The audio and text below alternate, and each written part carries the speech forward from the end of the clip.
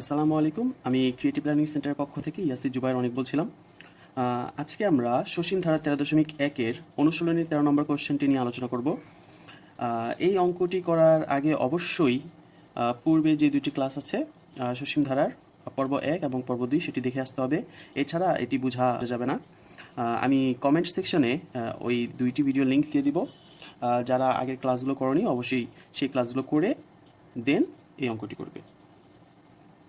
আচ্ছা, আমরা অঙ্কে ফিরে যাই।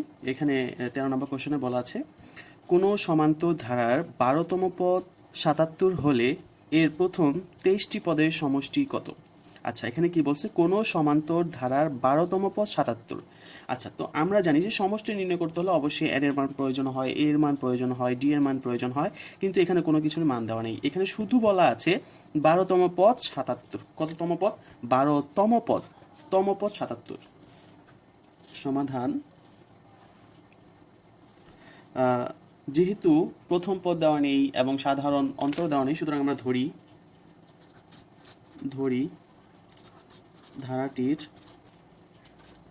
প্রথম পদ সমান সমান এ। ধারাটির সাধারণ অন্তর সমান সমান ডি। এখানে 12তম পদ দেওয়া আছে 77। 12তম পদ, তাহলে তম পদের সূত্র ব্যবহার করতে হবে অবশ্যই। তাহলে আমরা জানি সমান্তর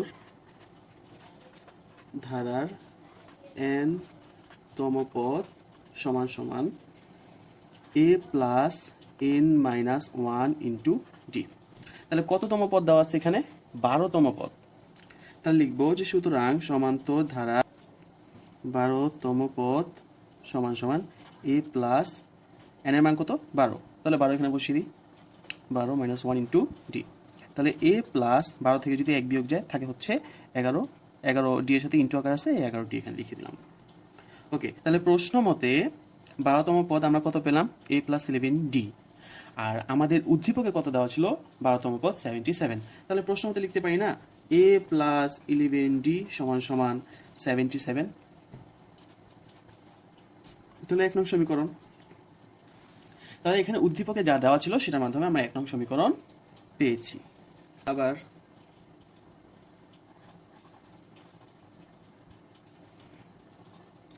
n সংখ্যক পদের সমষ্টি Sn সমান সমান n by 2 second bracket 2a plus n minus 1 into D bracket close. আমাদের কতটি পদের বলা হয়েছে? 23টি পদের সমষ্টি। তাহলে 23 সংখ্যক পদের সমষ্টি S23 n এর মান কত? 23। 23 বাই 2 সেকেন্ড ব্র্যাকেট 2। এর তো যেহেতু মান দেওয়া নেই সুতরাং এই জায়গায় লিখবো প্লাস n এর মান কত? 23। তাহলে ব্র্যাকেটে 23 মাইনাস 1 ইন্টু ডি। আবার উপরে 23 by 2 bracket 2a plus 23 minus 1 22d। 23 by 2 এখানে ভিতরে কমন যায়। কমন কত যায় এখানে? 2a plus 22d। সুতরাং আমরা এখানে 2 কমন নিতে পারি। তাহলে 2 কমন মানে হচ্ছে ভাগ করা। 2a কে যদি 2 দ্বারা ভাগ করি থাকে হচ্ছে a প্লাস, এবং 22 কে 2 দ্বারা ভাগ করে থাকে হচ্ছে 11, আর বাকি থাকলো d। এই 2 কাটা যায়, এখান থেকে 23। এখানে আমরা কি পেলাম? a plus 11d।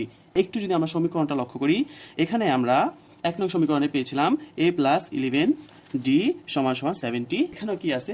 a plus 11d। সুতরাং এই মানটা আমরা এখানে বসা দিব 77। তাহলে 23 ইন্টু 77 কত হয়? 23 ইন্টু 77 1771। তাহলে সুতরাং আমরা বলতে পারি ধারাটির প্রথম 23টি পদের সমষ্টি 1771। এই হচ্ছে আমাদের কাঙ্ক্ষিত ফলাফল। আশা করি এর আগের অঙ্কটি বুঝতে পেরেছ। আমরা আরও একটি অঙ্ক নিলাম, 16 নম্বর অঙ্কটি। কি দেওয়া আছে? 2 plus 4 plus 6 plus 8 plus dot dot dot ধারাটির প্রথম n সংখ্যক পদের সমষ্টি 2550 হলে n এর মান নির্ণয় করো। তাহলে এখানে সমষ্টি দেওয়া আছে, আমাদের নির্ণয় করতে হবে n এর মান। ওকে, এখানে যেহেতু ধারা দেওয়া আছে, তাহলে এই ধারা থেকে আমরা প্রথম পদ পাবো, এখান থেকে আমরা সাধারণ অন্তরও পাবো, কিন্তু আমাদের n এর মানটি নির্ণয় করতে হবে। তাহলে দেওয়া আছে ধারাটির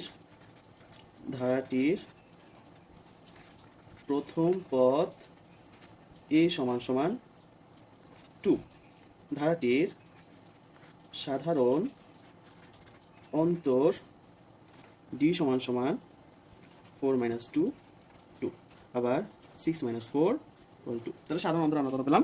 2। সুতরাং ধারাটি একটি সমান্তর ধারা, সুতরাং ধারাটি একটি সমান্তর ধারা। এখানে আরো দেওয়া আছে কি, প্রথম n সংখ্যক পদের সমষ্টি 2550 এবং প্রথম n সংখ্যক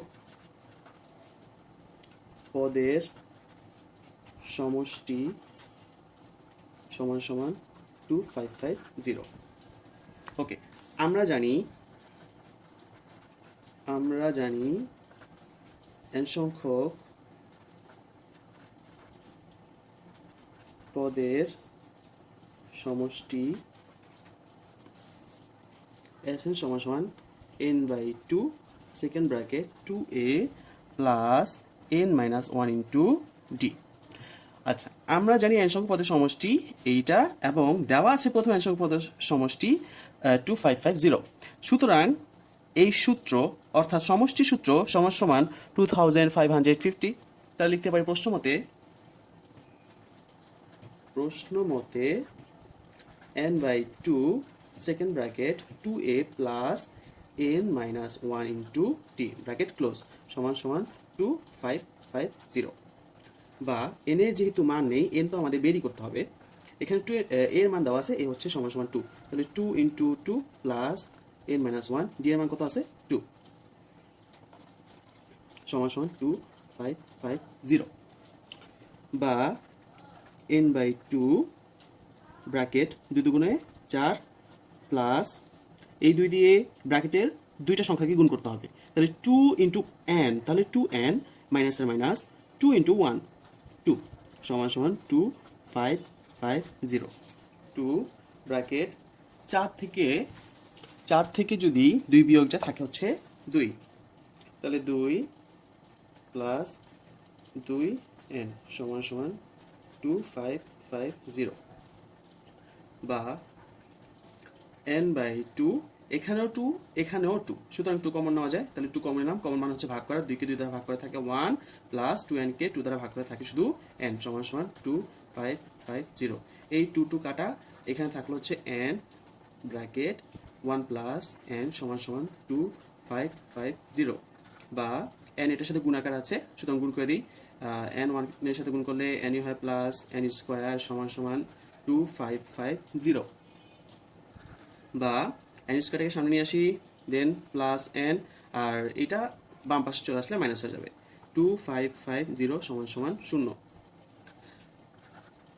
n স্কয়ার প্লাস 1 মাইনাস 2550। আচ্ছা, এইটাকে আমাদের এখন উৎপাদক করতে হবে, অর্থাৎ মিডল টার্ম করতে হবে। মিডল টার্ম করে আমরা n এর মান নির্ণয় করব। এর আগে ক্লাসে আমরা মিডল টার্ম কিভাবে করতে হয় সেটা শিখিয়েছিলাম, প্রয়োজন হলে সেখানে একটু দেখে এসো। ক্যালকুলেটরের মাধ্যমে খুব সহজে মিডল টার্ম কিভাবে করা যায়। তাহলে এখানে আমরা মিডল টার্ম করে ফেলি।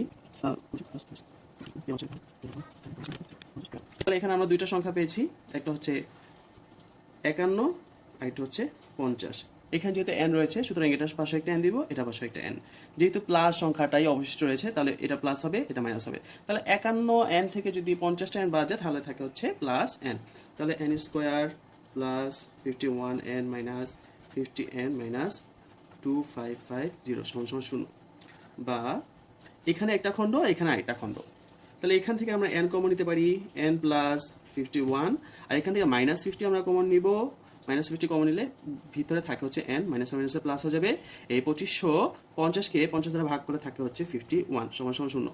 যখনই আমাদের এই ব্র্যাকেটের মান এবং এই ব্র্যাকেটের মান সেম টু সেম হবে, অর্থাৎ মিলে যাবে, তখনই আমাদের বুঝে নিব যে হ্যাঁ, আমাদের অঙ্কটা ঠিক আছে।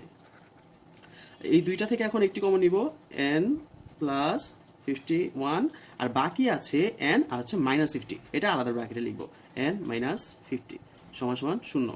তাহলে হয় এটা অ্যান্সার হবে, না হয় এটা অ্যান্সার হবে, অর্থাৎ হয় n প্লাস 51 সমান সমান 0। সুতরাং n এখানে রাখলাম, প্লাস 51 ওই পাশে চলে গেলে -51, অথবা n মাইনাস 50 সমান সমান 0। সুতরাং n 50 ওই পাশে চলে গেলে +50। ইহা গ্রহণযোগ্য নয়, ইহা গ্রহণযোগ্য নয়, কারণ আমরা জানি n হচ্ছে পদসংখ্যা, আর পদসংখ্যা কখনো ঋণাত্মক হতে পারে না, ভগ্নাংশ হতে পারে না, দশমিক হতে পারে না। সুতরাং নির্ণেয় মান n সমান সমান 50, এটাই হচ্ছে আমাদের কাঙ্ক্ষিত ফলাফল। আজকের জন্য এই পর্যন্তই। আল্লাহ হাফেজ। সবাই ভালো থেকো, সুস্থ থেকো এবং নিয়মিত একটু পড়াশোনা করো।